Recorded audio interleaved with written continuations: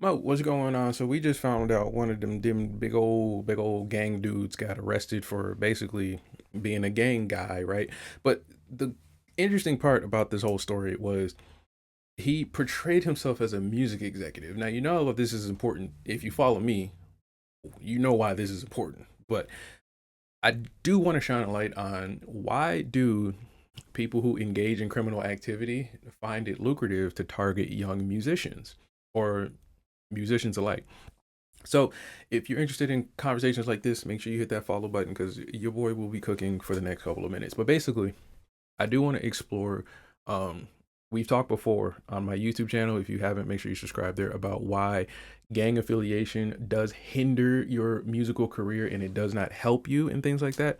But I do want you to kind of focus on today in this moment on how you even get that as an option as a musician. Like, why would you ever have that on the table as far as improving your career as a musician or a rapper? Well, typically what that comes from is that you're young, so you don't really have the experience to know that these choices aren't for you or going to help you, or they're actually going to make it harder for you to be successful, which is why they target people around that 13, 14, 15, 16, 17-year old age to join gangs and things like that.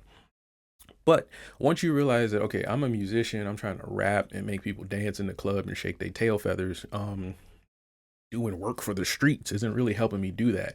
But you want to know that before you get into the situation and make that decision to join any type of organization, which is why they target younger people because they don't really know better. But you and I know this, and we can make all the statements in the world and things like that. We can watch all the news articles and whatever, but younger people are susceptible to this because they are really honestly offered something that they can't really understand.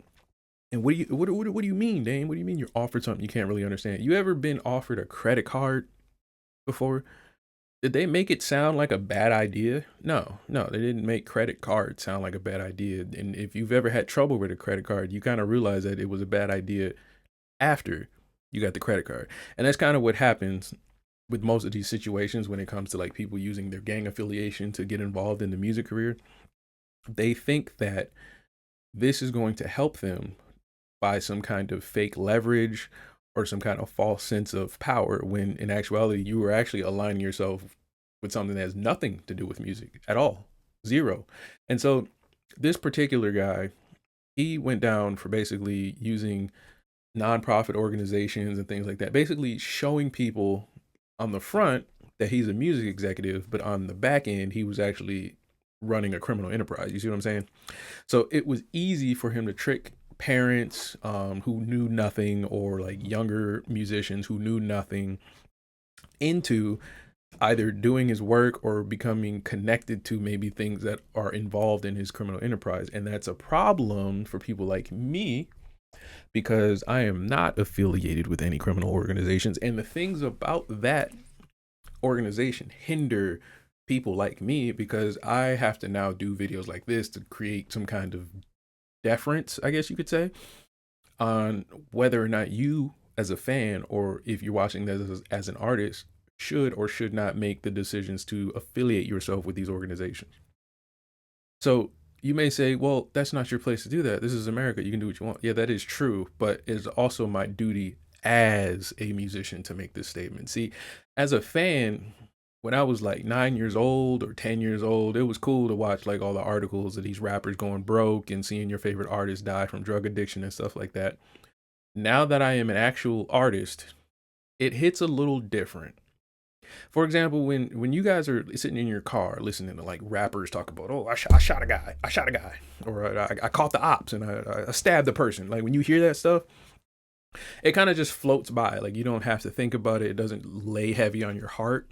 But if you were an actual victim of gun violence in the hood by a gang member, or if you were an actual victim of just say random gun violence in the hood, a lot of this shooting people because you don't like them rhetoric probably hits you a little different, right?